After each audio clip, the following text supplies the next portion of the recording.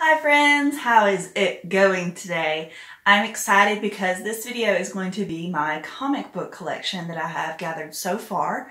I did a manga collection I think last year and it has definitely grown since then, but I think I'm going to wait to do it until I get more because I want to have my shelves in a better condition and a better location. Right now they're just kind of thrown to the side in a huge stack, trying to get them just where they can fit, because I don't have a very good space to film right now, so it's not very beautiful to look at. So I think I'm going to wait for that update whenever I actually get my shelf set up, whenever I do move or I get a better location in my apartment. I'm going to show you my comic books. We mostly do trade paperbacks because they're just easier for us to accumulate. We're not super huge into single volumes if we can help it, so I only have a couple of single volumes of something. This is our collection so far. My husband and I read a lot of the same things. First, I'm going to show you a couple of indie comics that I found when I went to MomoCon one year. I like to support small artists when I can, so these were just being sold in the artist alley by the artist herself. And this is Oddity Woods, issue 1 and issue 2. This is a very cute series about a detective character, that's this character, who travels on a train to save her father who has gone missing. And there's a lot of really cute art in these. It is so pretty, and I was very disappointed to find out later, after I'd already purchased these and read them and gotten addicted, that the rest of it's digital, so there will never be any other physical copies printed. I'm very, very upset about that because I was pretty sure I was going to get to collect an indie comic from someone. I understand that it's expensive, but I also am very disappointed that I didn't know that she didn't tell me. I'm not mad at the artist about it. I understand how hard it is to get things published. I've never done it, but I know it's got to be difficult just looking at it. But also I'm very sad. Even if there was just a Kickstarter, I would participate in that just to get a physical copy because I prefer physical media. For some reason, when I pay for a comic or a book digitally, I just don't feel good about it. So I would rather have a physical copy if I can help it. If I buy digital, it's because that's my only option, or I'm seriously just curious about it and I don't care as much. So just for future reference, I don't buy a lot of digital stuff. Like, I just don't like it. I like physical. The next thing I have is The Fade Out by Ed Brubaker and Sean Phillips. This is Act 1, which was like issue 1 or whatever. This is a story about, I'll read you the back of it. It says, a new title from the sharpshooters behind Criminal and Fatale. It is reason enough to go on living. Joe Hill. Hollywood, 1948. A noir film stuck in endless reshoots. A writer's plagued by nightmares from the war. An up-and-coming starlet's suspicious death. And a mogul and his security chief who will do anything to keep the cameras rolling before the studio system comes crashing down. The Fade Out is the most ambitious project yet from the award-winning team of Brubaker and Phillips, with acclaimed color artist Elizabeth Breitweister. It's in the crime and mystery section and it's only $9.99 full price. This is an Image comic. Pretty good. I don't care for the old style in it. It's not bad. I would show you this page. It has nudity on it. So that one has nudity too. Oh my goodness. Okay. I think this one's safe, but it's just like an old style of comic. And I don't care for it that much. I feel like it's a little distracting with the amount of dark lines on everything, but that's just a personal style preference. But I still liked it. It was a decent story. And if I found the rest of them really cheap, I want to continue this. I just don't think that it's one that I'm rushing to get. I've had this for years and I have not finished anything else. So if that tells you like my priority. It's still good though. I do recommend it. The next thing I have is Witches by Snyder, Jock, Hollingsworth, and Robbins. This is a horror comic about a small town who are so messed up. I want to reread this again because this is a fantastic horror series. If you have never read Witches, do it now. Like, if you love comics, especially horror comics, this is like a staple, and it's recommended to me by everyone when I was like, I want to start reading comics.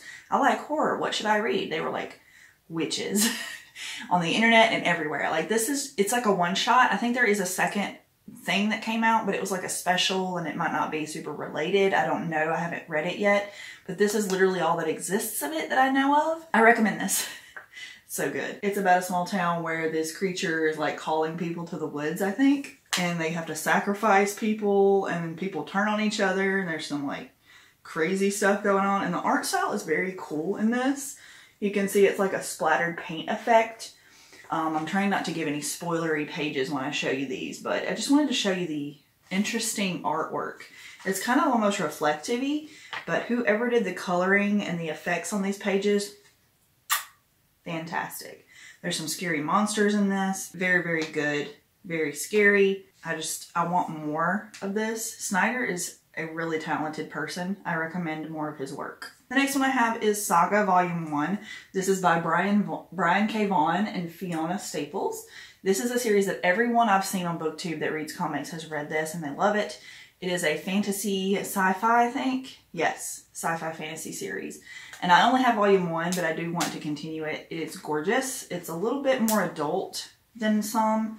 I'm trying to find a page that doesn't have nudity on it. It's very colorful and beautiful and moody. It has a lot of dark things going on. There's death and murder and some mercenaries chasing this couple who have had a baby. And I think the story is mostly from the perspective of the child grown up. And they're kind of telling the story of how they came to where they are now. And we don't know where they are now. The page I just flipped to is a alien couple who have TVs for heads doing bad, naughty things. So I can't show you that one. But it's very, very, you know, alien species. Like, she's got wings and he's got horns, and they're not supposed to be together because their races are at war. And so it's very political in that sense, but there's also like horror aspects to this. There's a couple of really bad things that happen in this first volume, but it's so captivating and interesting that I want to continue, and everyone loves this, so I'm sure it's fantastic. And for an indie comic, it won a ton of awards, so it's not hard to find. The next one I have is Severed. I don't know how I haven't unhauled this yet. I guess I forgot to take it with me. But this one's definitely an unhaul. I did not like it. It's one of those ones by Scott Snyder, Scott Tuft, and Attila Futaki. I did not like this. The art was too dark for me, and the story was not interesting. I'm not a huge fan of historical things, and this was like a little bit back in the day. Didn't like it. I've heard people do love it. It wasn't for me, but I do have it. I'm going to unhaul it though, so. The next ones I have are Spawn comics that we own. We do also have 7, but I have 4, 5, and 6, and then 7 over there. So these are the ones that we have. We've already read 1 through 3, or he has already read 1 through 3, so we didn't buy those yet. We're going to buy those when we're done with the series, just because we want to buy the new ones, you know. But they're really pretty, very well illustrated, and really good condition for a trade paperback, because some are better than others, you know. But they're gorgeous, they're well made, and we love them, or he loves them, so I'm sure I'll like them because they're scary and pretty cool. The next thing I have are the only Mortal Kombat comics. There are a few from like way back in the day that exist that we haven't been able to get our hands on, but they're not as interesting as this. They're more of just like offshot things with a different company. These are DC illustrated comics, and they're so gorgeous. If you like Mortal Kombat and know anything about it, I think you would like these. My husband is obsessed with Mortal Kombat. Like, that's his favorite video game. He has a lot of nostalgia with that. So of course we had to get these, and we've got every game since they came out, like a really good edition of it. So we had to get these, and we found them one day for like a percentage off, but we did pay mostly full price for these. Totally worth it. Do not regret it at all. There's only 3 paperbacks because it was to commemorate the release of Mortal Kombat X, and that came out a couple years ago, probably more. I don't know dates. This series was released in order to commemorate the release of Mortal Kombat X. It was a video game that came out before the newest Mortal Kombat, so it was very exciting because everyone knew it was going to be great, and it was. And the new one's of course a little better, but this comic is really, really good. It's almost necessary to read these if you want to get the full story of Mortal Kombat X, because they don't really have enough time, I think, to give you the whole story there.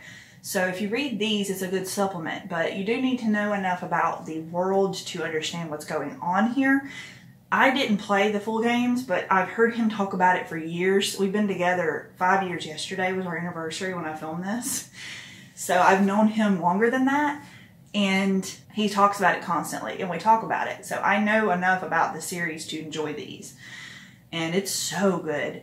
I'm going to try to find a panel that you can look at. It's really gory though. Yeah, there's a little blood on this page, so if you don't want to see it, look away. But this is a series that is all about murder and killing and fighting, and it's a tournament to fight to the death, and the winner gets to control different worlds. And it's just so well drawn and beautiful, and I cannot recommend it enough. I gotta read these again. They're just so good. You get a lot more Kotal Khan in these, so they're good for people who want to know the full story. Yeah, my collection's not huge, so this isn't gonna be a super long video. The next thing I have are Revival. This is a series I've told you guys about. I have 1, 2, and 3 here. If you don't know, trades usually have like 5 to 6 volumes in them, so every comic I've shown you has had like 5 or 6 issues in it. We're fairly into most of these series. This is volume 1. It has, you know, Grim Reaper-esque look to it. This is a series about a town, I think like in Wisconsin. I could be wrong, but it's somewhere up north where people are starting to come back to life, but they're not like eating brains. They're like kind of normal, but then stuff starts happening, and it's only in this town, so they're trying to figure out why. And it's very dark. It's mostly about the town though, and it does jump around a lot. So if you're not comfortable with something that jumps around a ton, this might not be a good series for you, because I've heard people get very confused, because you know how TV shows, they'll jump from scene to scene to scene. It's a little easy to understand because you're visualizing each scene, and the color of the grading of the film helps with that. So a lot of things visually help you see the difference, but in this there's no visual difference other than it has like a tiny little bar that tells you what time it is, what day it is, where it is. So it's a little jumpy. But if you can get past that and understand that it's kind of like a TV show, then I think you'd be fine. Here's a panel. It's not too spoilery, I guess. This is kind of the art style we're going with, the coloring we're going with. It's very bloody, and it's very dark. It's got a lot of triggers, definitely. So don't read this if you can't handle a lot of dark triggers, because it's got them. But it does have sort of a supernatural-esque to it. It's in the horror section, but I think horror fantasy, I don't know what else it should be in, but it's really good, and I do recommend it. I have 1 through 3, and it still is going, so I need to get the rest of them. And the last comics that we have are 1 through 3 of Nailbiter. This is a series written and illustrated. I don't know who illustrated it and who wrote it, but I'll read off the names. Williamson, Henderson, Gazowski, and Hill. Is that Joe Hill they're talking about? No, John Hill. Sorry. Joshua Williamson, Mike Henderson. Okay, the story is by Joshua Williamson. The art is by Mike Henderson with Adam Markwitz. Colors by Adam Gazowski. Letters and book design by John J. Hill. And edited by Rob Levin. Nailbiter was created by Joshua Williamson and Mike Henderson. Yeah, the artist and the writer get most of the credit, but that's okay. It's got this like shiny, if you can see it, texture on just the green parts. This is volume 3, and then the white is like the matte. So they're very beautiful. The art is okay. I think that the coloring is a little muted for my taste. Let me find a prettier page. So this isn't a bad one. You've got this kind of muted, muddy color going on for most of the pages. It's not very bright, but it kind of fits the theme of the book because it is about a town where a lot of serial killers come from. And for some reason, the town doesn't know if it's like in the water or if it's just something about the place that makes these people turn into serial killers. And they're very gruesome serial killers. They're not just they're not just like baby serial killers. Like, they're like serious serial killers. And they're following this one guy who's helping them trying to solve this mystery, who bites people's nails off or bites their fingers off, and it's really gross. So it's very graphic. If you can't handle really graphic, nasty, bloody violence, I don't recommend this one, but it is a really good story. I think the story is better than Revival, in my opinion. And there is like a supernaturally to this. It's a horror mystery. That makes sense, because you're trying to figure out what's causing this. And they're also searching for a detective during all of this. So it's, you know, kind of like a what happened to this person. And I'm only on volume 3, but I don't know how many there are, but I think there's at least like 9 of these. So it's a fairly long series. I like it though, and I haven't read it in a while, and I kind of want to start over. It's so good. Alright guys, that is it for my comic book collection video so far. I'll try to do updated ones and keep a list from now on of ones that I haven't shown you so that I can do, you know, sort of a updated version of this later. I like to show collections just so you know what I'm working with, and I don't have a ton of money. Most of these are bought used, or we save up to get a couple at a time. We also don't have like a local shop to get these from. There's a couple like in a town that's like 2 hours away, so we can make a day trip out to get some, but we don't do that very often just because of time and money.